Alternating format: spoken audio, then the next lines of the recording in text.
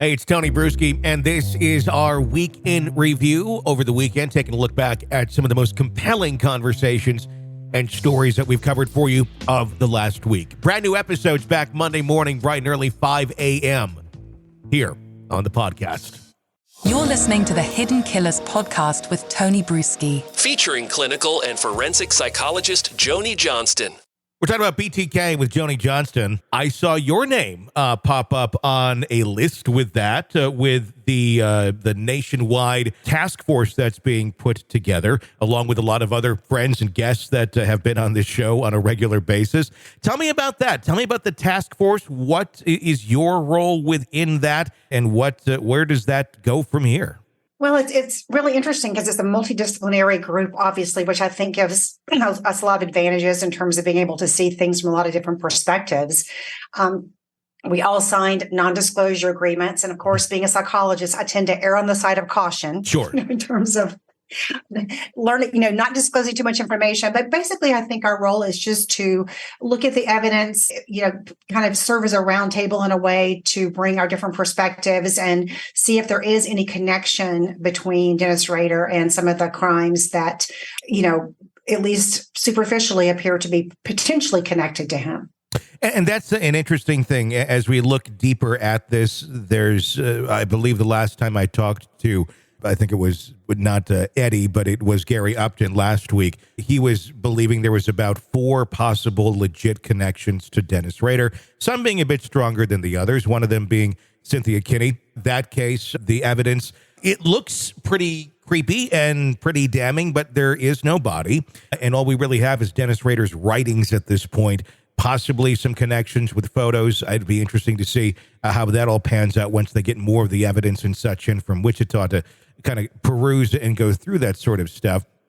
Absolutely. And I think that's a challenging thing when you're talking about drawings and things like that is, we know that serial killers, particularly sexually motivated ones, oftentimes will, journal or they'll write or they'll draw, both fantasies that they have as well as potentially crimes they've committed. Mm-hmm. And so it's difficult to separate that out, which is why you have to go look for the evidence to see which one is true.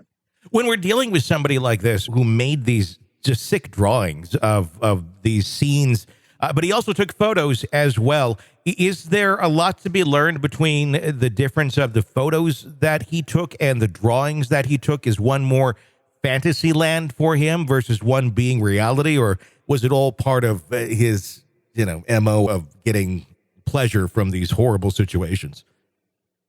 Well, we certainly know that he recreated some of his crimes that he's been convicted for. Mm-hmm. And there seems to be some interesting interplay between his sadism, which he certainly carried out on his victims, and then putting himself really in that role of being in kind of a victim role and getting some kind of pleasure out of that.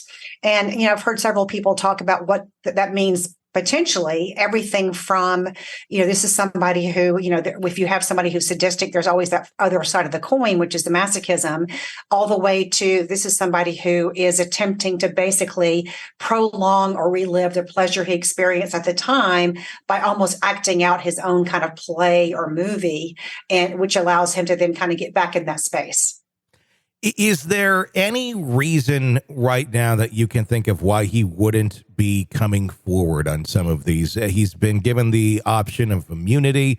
He's getting pretty up there. I know that Carrie has said that his physical health is not in good shape at all. He's a shell of what he used to be, but she says that his mental acuity is very much there.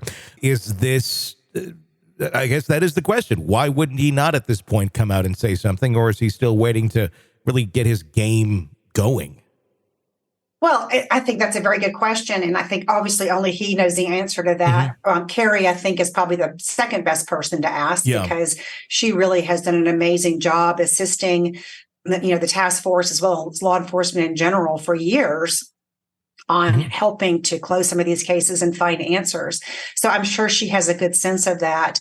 Are there possible reasons? Well, there's been a lot of suspicion that he began his history of violence when he was overseas in the Navy. And to my knowledge, he's never come out and talked about that. Now, again, there's no hard facts that I'm aware of that say for sure that he did that. Mm-hmm. So, I don't think we can rule out just the fact that just because he has not come forward, if he in fact is involved in any of these additional murders, I don't think we can rule him out. But it does raise a question: why wouldn't he? Mm-hmm. But I think it's also important to note this is somebody who's been silent for years.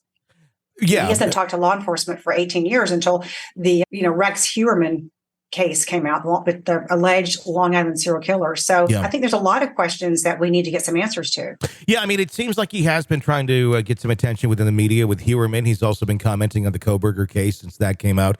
Almost becoming a resource in some sick ways, where people wanted to hear, what does BTK think of this situation or that situation? And really very much seeming to enjoy the publicity, which I'm halfway wondering if some of that publicity has stirred some of this up in him. But the way that this all began was not BTK saying, hey, I think I'm going to put some clues out there about this woman in Oklahoma at a laundromat years ago. That was actually the work of some of the investigation done by Sheriff Eddie Virden and the Osage County Sheriff's Office. I do have a little bit of issue with what's going on, and I'm just concerned that there's a little bit too much overzealousness going on. Let's try and find another BTK victim. I think it's wonderful if they can. Obviously, it's a horrible thing, but hopefully it could find some closure for those families. But I do have concern of is everyone in this circle operating on the same page? I know many are. Obviously, Carrie, yourself, and many others on that task force. My concern is the possibility of a reality television show being a driving force, or the possibility of getting into a reality television show being a driving force on this investigation with the sheriff. All I can say in response to that is I would be really disappointed if that was the case. Sure. The people that I know that are on this task force, I really, hold in very high regard. Everybody, yeah, I do for the most part. I don't know the sheriff very well. I would just be a little bit concerned about that. The optics of it don't look good. That would be just the one thing I would say. Other than that, if they can find some answers, more power to them. And you're right. At the end of the day, Tony, I think that the check or the reality check is always going to be the evidence or lack thereof. Yeah.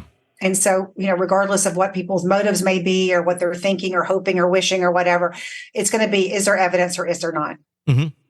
And that will really be the determining factor. And I wish them and everyone who's on that the best, and hopefully some answers can be found, because it seems like there's a lot of things that have been sitting there in those Wichita evidence lockers for many years that if we get some more eyes on them, maybe will lead down some directions of closure for some of these families.